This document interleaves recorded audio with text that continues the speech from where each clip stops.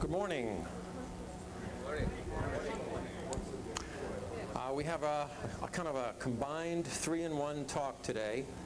And if I seem rushed, it's because I'm probably going to be rushed because you guys want to go to the 11 o'clock disembarkation. And instead of having 3 separate lectures, I only was able to get 1 time slot. So I'm going to try to get all 3 things in today if I can. And I think you'll enjoy it because it's a little different look at the space program than most of you are used to seeing. Speaking of which, many of you probably know that the Mars Express successfully touched down last night, probably about 10 or 11 o'clock, I think, and is already sending back pictures. So at least we have 1 solid success. It's going to be sitting on its mother perch for the next 8 or 9 days before it descends down a little ramp and then starts exploring a couple of 100 meters a day. Unfortunately, I think it's too far away from where the UK's Beagle landed, so we probably won't find out what happened to it. But anyway, it's a very welcome success, and there's another one that's on its way and will be touching down within 2 weeks' time. So we'll be finding out an awful lot more about Mars than we've known, and if you've seen my previous lecture, you know how this goes up and down, and we learn so much, and then we'll see where it all ends up.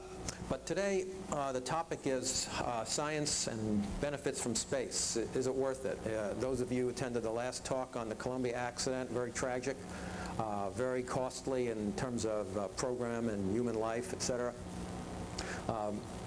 Kind of ask yourself, is what we do in space really worth the risk to human life?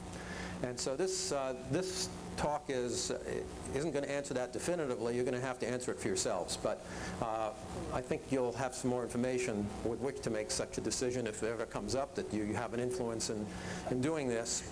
So we're going to start out with science and space.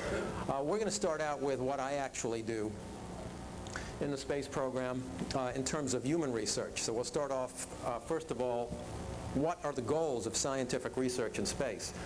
And one is to do what we call to develop countermeasures to the effects of microgravity. Microgravity is very much like being in bed continuously. And so there's a lot of analogs to the ground. And so when you're in space, you don't have gravity, your bones start to lose mass, and a variety of other things happen. So that's one goal. Another one is to protect the health and safety of the astronauts so they can sustain their presence up there. And then we have these applications on Earth, develop drugs, processes, and products, and perform basic research. So how do we do this? Well, first thing that happens when you get into space is all the organ systems start changing. And what you're looking at this curve is how they change in time. There are those that change very fast, like the fluid electrolytes and vestibular system and the cardiovascular system. And there are those that take much longer to change, like calcium metabolism. We start to lose calcium. You see this one over here. We haven't even been able to reverse this one. It's very much like accelerated osteoporosis. It shows that we begin to lose calcium continuously to the tune of about 1 to 2% a month. And all the other systems change. So the idea is to develop counters to that. And how do we do it? We conduct experiments in each of these fields. And right now we have over 100 ground-based experiments. So we have 45 flight experiments that are going on either on the space station or the space shuttle. We have 12 disciplines. We use international partners as well as domestic, university, government, industry science teams. And these are the disciplines that we investigate on the space station. Primarily, you can see bone, muscle, cardiovascular, neurovestibular, radiation, pharmacology, and there's a whole arrangement of things down towards the bottom is smart technology. These are diagnostic tools, many of which find their way into hospitals and ways that are non-invasive measurements of blood pressure and various things like that.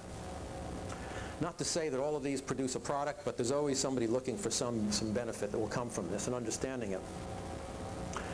What you're going to see, I'm going to go through this very quickly, is just a smattering of the typical experiments we have in bone. And all you really need to look at here is the researchers to see where they're from, to get an idea of how far afield, abreast of research in the world this covers. So you can see this is one. First one is from San Francisco. Then this guy is from Houston, Texas. We have Oshima, who's from NASDA, the Japanese Space Agency in Japan. Here's one on muscle from Penn State, another one from Marquette, another one from Sweden, Boston University, Massachusetts, Copenhagen, Denmark, UC San Diego, another one in Houston.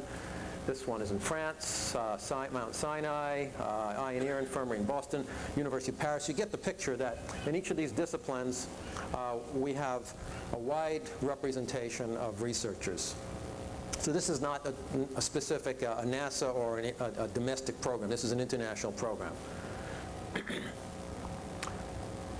And again, taking a look at these top-down goals, the first one of protecting the health and safety, I like to show this one because it shows a lot of what the astronauts tend to do along these lines. Next, we'd like to show you a lot of things about what we do living in space. Here is KC, not too long after we have the redshift has woken up, going through the execute package. We use her excellent organizing skills to help get that stuff put together, and then she and I sit down and review it before we start our day. And Blue Shift does a similar operation when they start their day. Here we are traveling from the airlock of the orbiter through the tunnel into the Space Hab module, and you can see Elon here doing some space acrobatics in the module.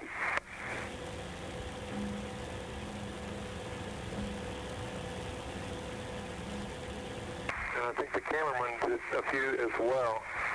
Here comes the Superman entry of the astronaut from Israel, and Elon has done such a fantastic job up here. It was a great thing to be able to give him a break and have some fun. You can see him doing a nice little pirouette, and then taking some time to have a snack that he's brought up, and you can see how the fact that we're in microgravity with things floating like they do make eating a whole different experience.